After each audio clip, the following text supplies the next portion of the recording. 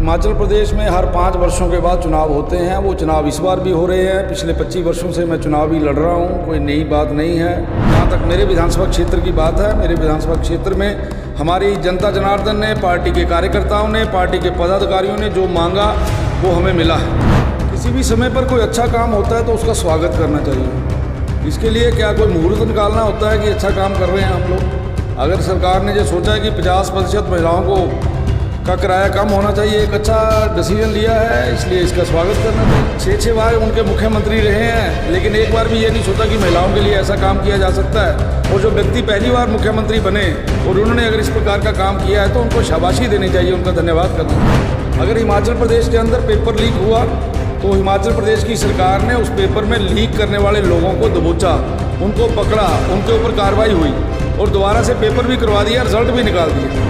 अभी शिक्षा के स्तर की बातें होती हैं तो हिमाचल दूसरे नंबर पर है, केरल पहले नंबर पर है, और जो लोग अपने प्रदेशों की बात करते हैं वो बड़े पिछले नंबरों पे हैं। इसके अलावा यहाँ किसी पार्टी का कोई बोलबाला नहीं है, यहाँ किसी पार्टी की आवाज़ सुनाई नहीं देती। यहाँ पर पार्टी के द्वारा जिस प्रकार का रोल अदा करने के लिए लोगों ने उनको चुना है, ऐसा कोई वो रोल नहीं कर पा रहे हैं। भारतीय जनता पार्टी ने काम ना किया हो, इसलिए काम के दम पर, विकास के दम पर आने वाले दिनों में भारतीय जनता पार्टी दोबारा से यहाँ रिपीट करेगी। आपके चैनल के माध्यम से मैं बता देना चाहता हूँ कि जिस हॉस्पिटल की आप बात कर रहे हो वहाँ पे डॉक्टर्स की संख्या डबल हो गई है। आप जिस हॉस्पिटल की बात कर रहे हो वहाँ पे अल्ट्रासाउंड की सुविधा है। आप जिस हॉस्पिटल की बात कर रहे हो वहाँ 24/7 लोगों को सेवा मिल रही है, इसलिए वहाँ पे स्वास्थ्य का स्तर बड़ा है, कम नहीं। कुंदन ज्वेलर्स धर्मशाला। नमस्कार, आम जनता की आवाज़ हिमैक्स टीवी में एक बार फिर से आपका बहुत बहुत स्वागत है। मैं आपका दोस्त अभिषेक पठानिया अपने सहयोगी अक्षय कुमार गौतम जी के साथ। जी हाँ दर्शकों, इस वक्त हम मौजूद हैं जसवा प्रागपुर विधानसभा क्षेत्र में और हमारे साथ मौजूद हैं परिवहन मंत्री बिक्रम ठाकुर जी। आगामी चुनावों को लेकर किस तरह ये देखते हैं, और कहीं ना कहीं अगर चुनावों की बात करें तो हर एक पार्टी कहीं ना कहीं सक्रिय होती हुई नजर आ रही है। अगर बात करें भारतीय जनता पार्टी की या कांग्रेस पार्टी की या आम आदमी पार्टी की, कहीं ना कहीं हर एक पार्टी जो है चुनावी परीक्षा को उत्तीर्ण करने में लगी हुई है। तो वर्तमान में जो हमारे साथ शख्स मौजूद हैं उनसे बातचीत करते हैं किस प्रकार से जो है आगामी चुनावों को देखते हैं और क्या कुछ जो है इनका आगामी चुनाव को लेकर कहना है। सर, सबसे पहले स्वागत है आपका हमारे चैनल। धन्यवाद, आपका बहुत बहुत धन्यवाद है। सर, चुनाव नज़दीक आ रहे हैं सर, क्या कुछ कहना है? क्या लगता है आपके विधानसभा क्षेत्र में क्या कुछ कार्य जो है हो रहे हैं और किस प्रकार से जो है जनता जो है आपके साथ एकजुट होकर आगामी चुनावों में भी रहेगी? हिमाचल प्रदेश में हर 5 वर्षों के बाद चुनाव होते हैं। वो चुनाव इस बार भी हो रहे हैं। पिछले 25 वर्षों से मैं चुनाव ही लड़ रहा हूँ, कोई नई बात नहीं है। लोगों में हम काम कर रहे हैं। इस बार हमारी सरकार थी, सरकार में मैं मंत्री था। इस विधानसभा क्षेत्र में जो करना चाहिए था वो मैंने किया है और मुझे पूर्ण आशा है कि लोग मेरा साथ देंगे। जी, तो आज सर कुछ लोगों द्वारा जो है आम आदमी पार्टी में जो है ज्वाइनिंग की गई है, आम आदमी पार्टी का दामन थामा गया है, तो उनको लेके क्या कुछ कहना है? क्योंकि आप ही के विधानसभा क्षेत्र के कुछ लोग जो हैं आम आदमी पार्टी में ज्वाइन हुए हैं। जो लोग आम आदमी पार्टी में गए हैं वो किसी और पार्टी के थे, वो एक पार्टी से ट्रांसफ़र होकर दूसरी पार्टी में चले गए हैं और इससे किसी को, हमें कोई इसका फ़र्क पड़ने वाला नहीं है। हमारी पार्टी मजबूती के साथ खड़ी है, हमारे सारे लोग हमारे साथ खड़े हैं, तो इसलिए मुझे नहीं लगता कि उस बात का कोई प्रभाव हो। अगर चुनावों की बात करें सर, विधानसभा चुनाव जो है इस वर्ष आने वाले हैं, किस प्रकार से इन चुनावों को देखते हो और आगामी रणनीति जो है भारतीय जनता पार्टी किस प्रकार से रहने वाली, ताकि जो मिशन रिपीट का सपना जो है जयराम ठाकुर जी ने देखा है वो पूरा हो पाए?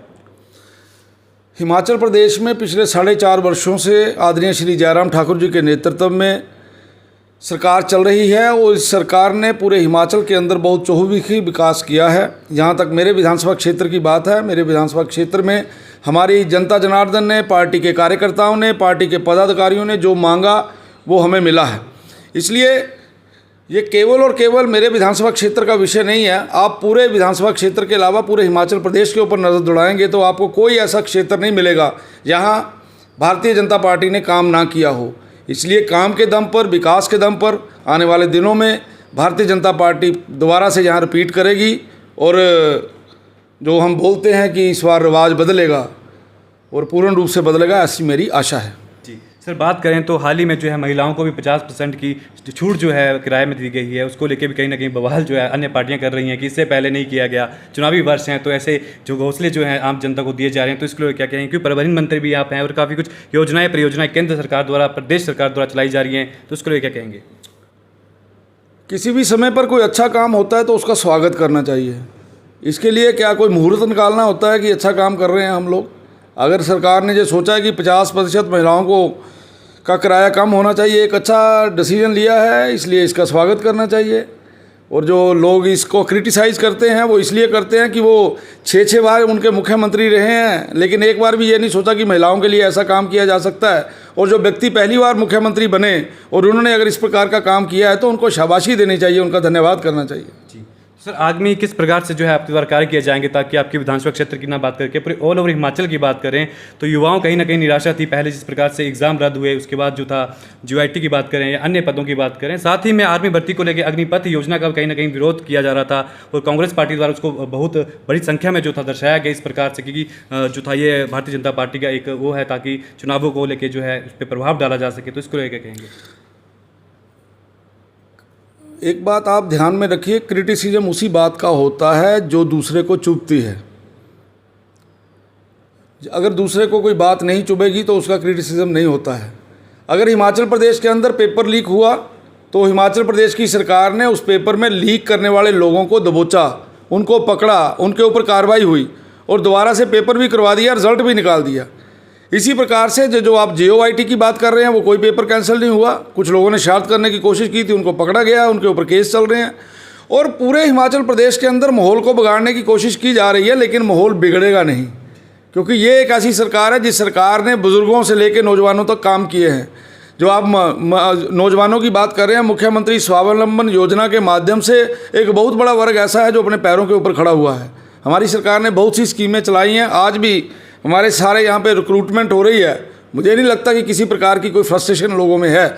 इसलिए चाहे वो महिलाएं हैं, चाहे बुजुर्ग हैं, चाहे नौजवान हैं, चाहे मेरी माताएं बहनें जो भी हैं, वो सब भारतीय जनता पार्टी के पक्ष में हैं। इसलिए भारतीय जनता पार्टी ही यहाँ पे आएगी, ऐसा मेरा मानना है। जी सर, शिक्षा और स्वास्थ्य की बात करें तो शिक्षा और स्वास्थ्य काफ़ी अहम मुद्दे जो हैं प्रदेश की जनता के लिए रहते हैं अगर अमूमन देखा जाए तो शिक्षा और स्वास्थ्य को लेकर किस प्रकार से कार्य जो है आपके द्वारा किया जा रहा है ताकि जनता को सुविधाएँ जो है निश्चित और उचित मूल्य पर मिल पाएँ? मेरे विधानसभा क्षेत्र के अंदर 3 डिग्री कॉलेजेस, एक पॉलिटेक्निकल कॉलेज, एक फार्मेसी कॉलेज, अभी हाल में मॉडल ITI, ये इस प्रकार की बातें केवल मेरे ही विधानसभा क्षेत्र के अंदर हैं। स्वास्थ्य के लिए 24/7 50 बेडेड हॉस्पिटल, लगातार ये सेवाएं हमारी समय समय के ऊपर बढ़ रही हैं।